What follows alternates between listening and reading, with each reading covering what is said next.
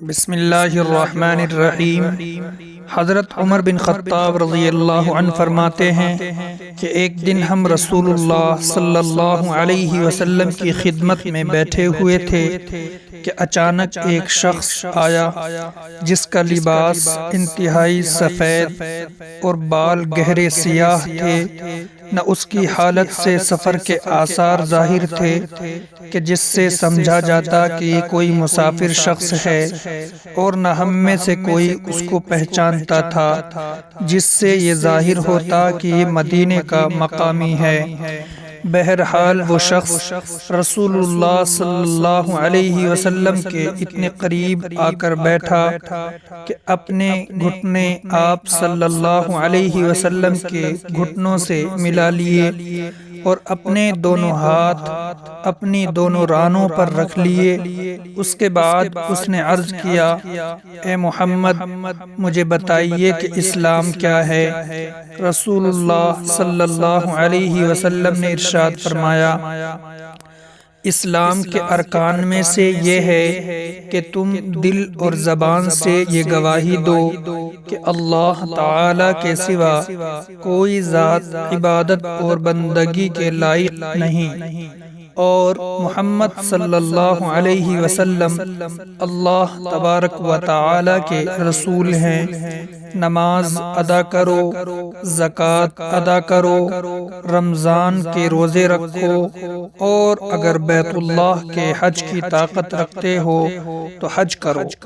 یہ سن کر اس شخص نے کہا، آپ نے سچ فرمایا۔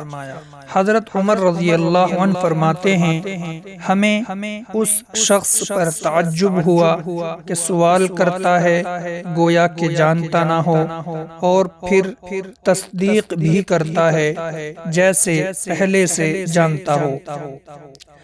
پھر اس شخص نے عرض کیا، مجھے بتائیے کہ ایمان کیا ہے؟ آپ صلی اللہ علیہ وسلم نے ارشاد فرمایا، ایمان یہ ہے کہ تم اللہ تبارک و تعالی کو، ان کے فرشتوں کو، ان کی کتابوں کو، ان کے رسولوں کو اور قیامت کے دن کو دل سے مانو، اور اچھی بری تقدیر پر یقین رکھو۔ اس شخص نے عرض کیا، آپ نے سچ فرمایا۔ پھر اس شخص نے عرض کیا، مجھے بتائیے کہ احسان کیا ہے؟ آپ صلی اللہ علیہ وسلم نے ارشاد فرمایا، احسان یہ ہے کہ تم اللہ تبارک و تعالی کی عبادت و بندگی اس طرح کرو گویا تم اللہ تبارک و تعالی کو دیکھ رہے ہو، اور اگر یہ کیفیت نصیب نہ ہو تو پھر اتنا تو دھیان میں رکھو کہ اللہ تبارک و تعالی تمہیں دیکھ رہے ہیں۔ پھر اس شخص نے عرض کیا، مجھے قیامت کے بارے میں بتائیے کہ کب آئے گی؟ آپ صلی اللہ علیہ وسلم نے ارشاد فرمایا، اس بارے میں جواب دینے والا سوال کرنے والے سے زیادہ نہیں جانتا، یعنی اس بارے میں میرا علم تم سے زیادہ نہیں۔ اس شخص نے عرض کیا، پھر مجھے اس کی کچھ نشانیاں ہی بتا دیجیے۔ آپ صلی اللہ علیہ وسلم نے ارشاد فرمایا، اس کی ایک نشانی تو یہ ہے کہ باندی اپنی مالکہ کو جنے گی، اور دوسری نشانی یہ ہے کہ تم دیکھو گے کہ جن کے پاؤں میں جوتا اور جسم پر کپڑا نہیں ہے، فقیر ہیں، بکریاں چرانے والے ہیں، وہ بڑی بڑی عمارتیں بنانے میں ایک دوسرے پر بازی لے جانے کی کوشش کریں گے۔ حضرت عمر رضی اللہ عنہ فرماتے ہیں، پھر وہ شخص چلا گیا۔